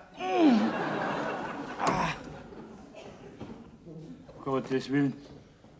Die Carla ist ja noch immer im Schrank. Carla? Hörst mich? Carla, warum sagst du nichts? Mein Gott, du wirst doch nicht gestorben sein. Mach keine Witz. Aber jetzt hol ich dich raus. Geht's mir's Maul? Ja, du spinnst jetzt, du komplett. Ha? Ob du spinnst, frage dich. Was? Ich bin? Ja, weil du mit dem Kasten da redst, wie wenn er ein Mensch wäre. Hab ich zu dem was gesagt? Ja. Ja, was das? Das muss direkt im Halbschlag gewesen sein. Ja. Ja, Martliner, ich glaub, der Gustl und ich haben gestern doch ein bisschen zu viel gesoffen. Na ja, das einsame Leben ganz ohne Familie, das hat mir schon recht zugesetzt. Besonders du bist mir abgegangen. Ja, du bist mir heute Nacht auch abgegangen. Ja, Warum bist du denn nicht ins Bett gekommen? ja weißt, Lina, es hat mich ganz einfach übermannt. Was hat dich übermannt? Ja, der Schlaf, was denn sonst? Ist das jetzt die neueste Mode, dass man da herin am Boden schlaft? Es wird alles wieder anders, Lina, gell? Hör mal auf mit dem blöden Lehnerl. Glaubst du, das kann ich schon bald nicht mehr hören. Ja, was suchst du denn? Ja, was suche ich in meinem Stallgewand? Ich muss da raus. Geschlampert's, Mannsbeck, geschlampert's. Du kannst auch immer bloß schimpfen. Ja, du brauchst das schon. Ich glaub, das habe ich im Schrank. Was hast du? Ich hab gesagt, im Schrank kann's doch auch nicht sein, glaub ich wenigstens, Das nicht? war ja noch schöner. Naja, ich werd's schon finden. Vielleicht hab ich mich im Stall draußen Ja, nicht so. komm, schau, dass du zur Stallarbeit kommst, nächste Zeit ist, geh zu. Aber gell, den Schrank überlasst du mir, den krieg ich dann scharf, gell? Ja, jetzt Nein. geh nur Ja. gerade einmal. Nicht? Ja, bitte. Geh zu.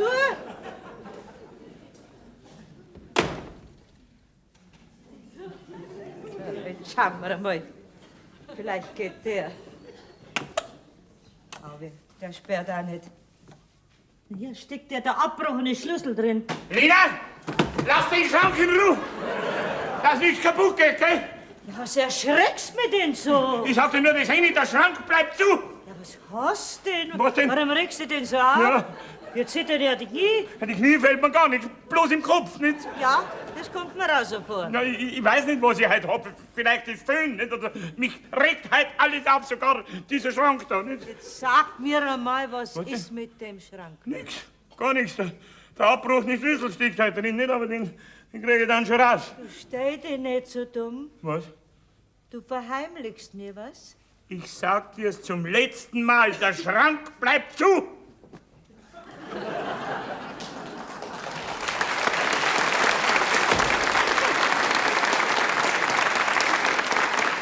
Der spinnt.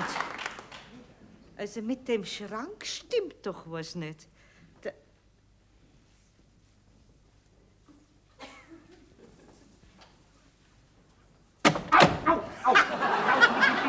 Aber was denkt?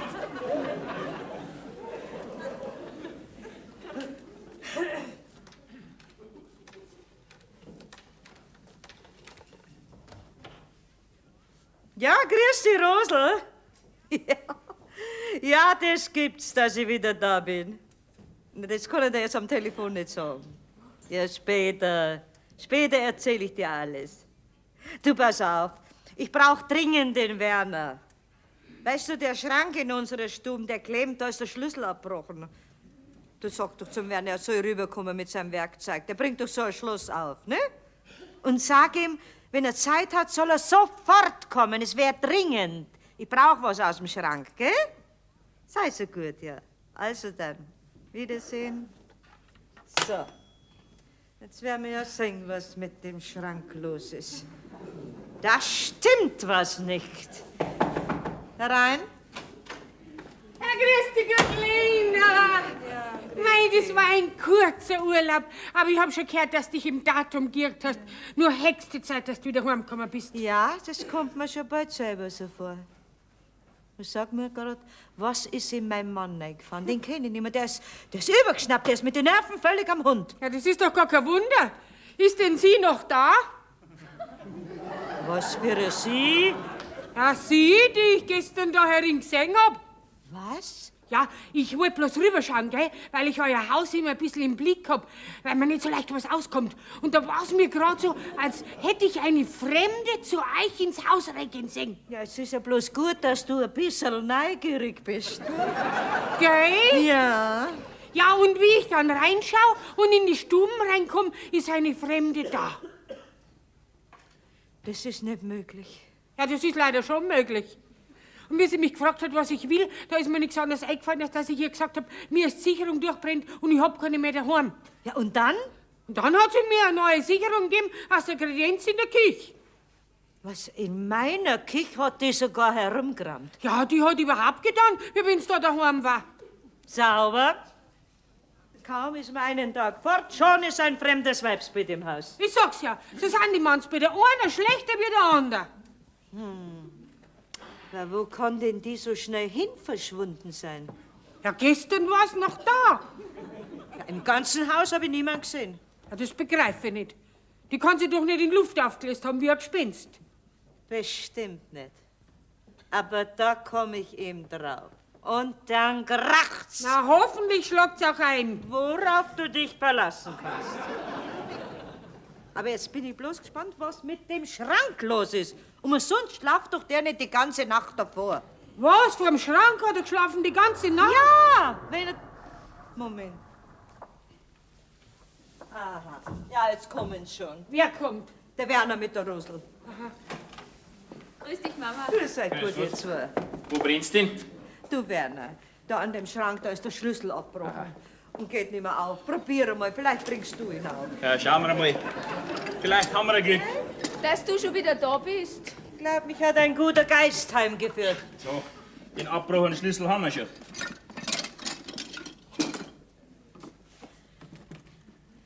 Rührt sich schon was im Schloss. Das hätten wir. Offen ist er. So. Da liegt ja leicht drin.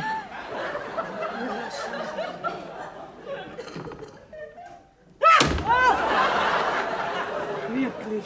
Lass mir mal schauen. Du, das ist ja die, wo mir gestern die Sicherung gegeben hat. Die habe ich noch nie gesehen, die kenne ich nicht. Jetzt warte mal. Das ist ja gar kein Leicht, die schnauft ja noch ganz normal. Helft's einmal alle zusammen, dass wir's vom Schrank rausheben. Lasst's mich hin.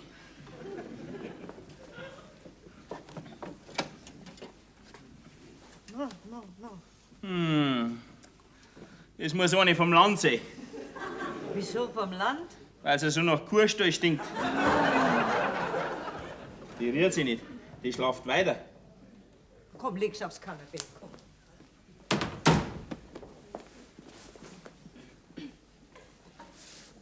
Die rührt sich immer noch nicht. Ich glaube, da müssen wir einen Doktor holen. Um Gottes Willen, bloß keinen Doktor. Ja, aber- So eine Blamage können wir uns nicht leisten. Jetzt warte mal. Nicht so fest, kriegst ja nur eine Gehirnerschütterung. So kommt's auch nicht zur Besinnung. Du, die müssen einmal einen ganz was scharfen riechen. Haben wir nicht noch einen Salmiakgeist im Apothekerkasten? Da hat doch der elende Tropf die arme Haut vergift und in den Schrank gesperrt. Ganz genau wie in einem Krimi. So, da ist das Salmiakgeist. Therese, ich bitte dich, erzähl bloß keinem Menschen was von der ganzen Geschichte. Aber gell? du kennst mich doch. Eben.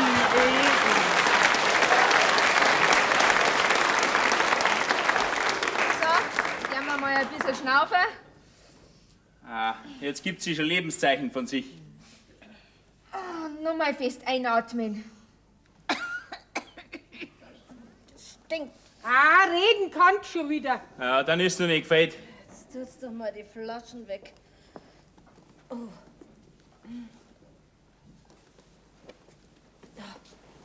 Mein Gott, wo bin ich denn? Ja, bei uns. Erkennen Sie mich? Bitte schön nicht so laut, das tut ja weh.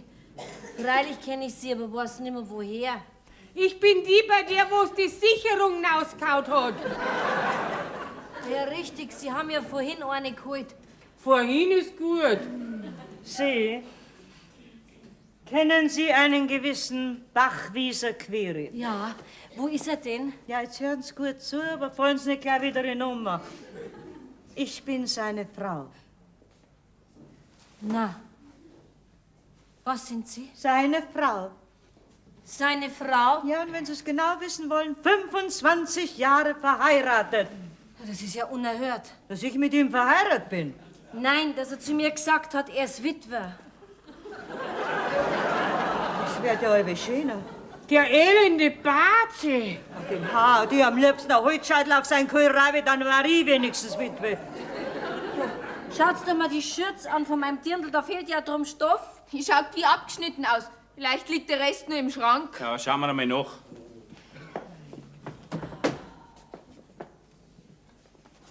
Ja, was ist denn das? Am Papa sei Stahlgewand. In meinem Kleiderschrank. Na, dem wäre es aber geben. Da wundert mich nichts mehr, dass die ohnmächtig geworden ist. Da war die so nach Kuhstall gekrochen. Ich sag's ja, wie in einem Krimi. Hey, da kommt der Sanker. Den kenn ich nicht. Na, der Sanitätswagen.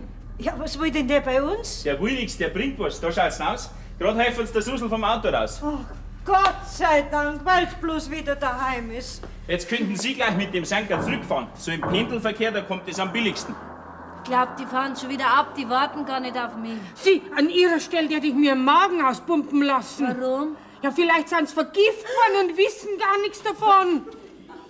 Grüß euch. Ja, Mama, bist du schon wieder da? Gott sei Dank. Und was ist das für eine Volksversammlung? Ja, das wirst du noch früh genug erfahren. Du und dein Papa, ihr macht sehr saubere Sachen. Na, schauen wir mal, ich lebe und das ist doch die Hauptsache. Aber du, wer ist denn die Frau da? Geht's dir nicht gut? Die schaut ja so blass aus. Haben Sie auch einen Unfall gehabt? Ja, so kann man auch sagen. Ich bin nur ganz steif. Mein Kreuz tut mir weh. Wenn ihr bloß wisst, was mit meinem Kreuz passiert ist. Boah, das renkt sich schon wieder rein. Kommen Sie für Sie ins Bad. Kalte Umschläge werden Ihnen gut tun. Du, was ist denn das für ein Besuch? Ja, um die brauchst du nicht kümmern. Die wird bald wieder verschwunden sein. Du, Mama, was hast du denn? Nur habe ich von deinem Papa. Was? Auf der Stelle räume ich unser Schlafzimmer um. Könnt's mir gleich helfen dabei? Warte, Lina, ich helfe dir.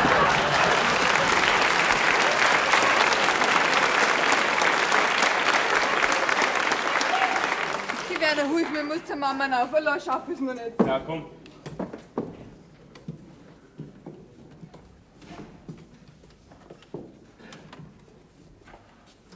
Kustel, komm. Die Luft ist rein. Ist die Deine doch nicht da? Die ist wahrscheinlich in der Kirche, aber der Transport wird doch nicht so lang dauern. Wo ist denn dein Auto stehen? Hinterm Haus? Das ist gut. Dann tragen wir die Carla durch den Saustall hinaus. Ja, Da das sieht ist uns kein Mensch. Ja, was ist?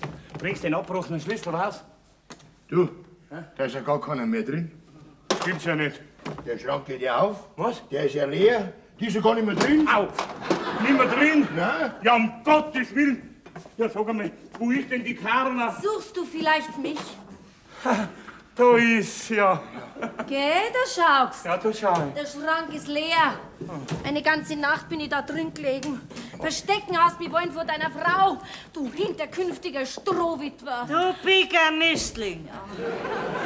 Jetzt ist das Volkstribunal benannt. So hast du mich also angelogen. Hinters Licht hast du mich geführt. Mein Vertrauen hast du Lina, ausgenutzt. lass dir doch sagen. Glaub dir kein Wort mehr. Da steht sie, mit der du mich betrogen hast. Sexteufel! Ui, der Papa hat eine Freundin. Mensch, Papa, du bist doch richtig modern. Blädi, Kurblädi. So, und jetzt naus alle miteinander. Die Sache geht nur uns drei was an. Wir brauchen keine Zeugen beim Gockelrupfen. Also, Kind's, wir machen die Arena frei. Jetzt muss er federn lassen, mein Schwiegerpapa. Gib's ihm nur richtig, dem hühnernarrischen Mistgockel. Geh weiter.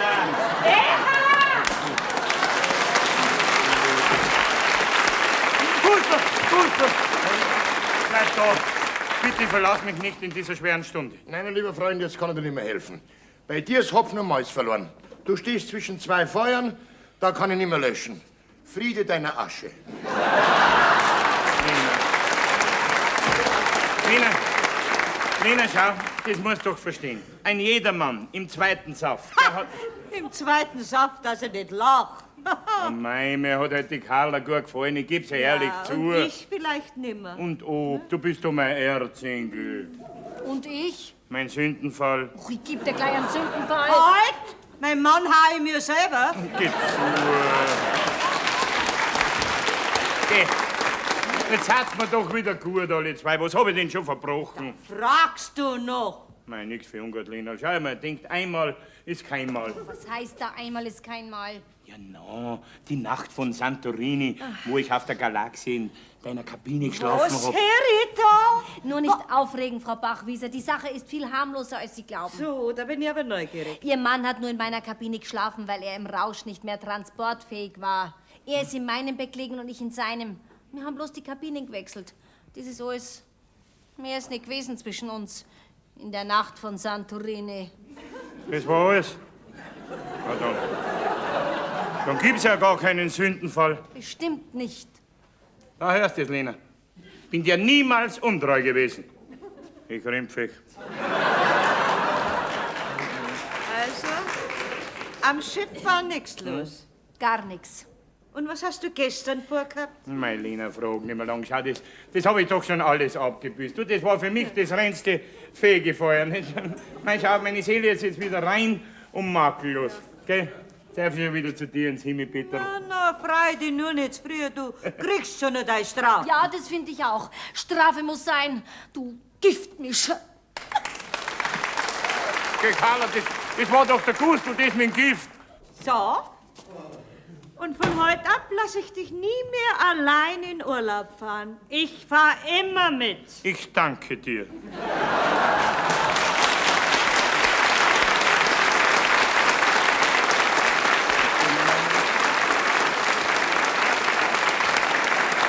Und das nächste Mal kreuzen wir gemeinsam durchs Mittelmeer, gell? Ich zieh nicht aus deiner Kabine aus. Verlass dich drauf. Die Nacht von Santorini, die erlebst du mit mir.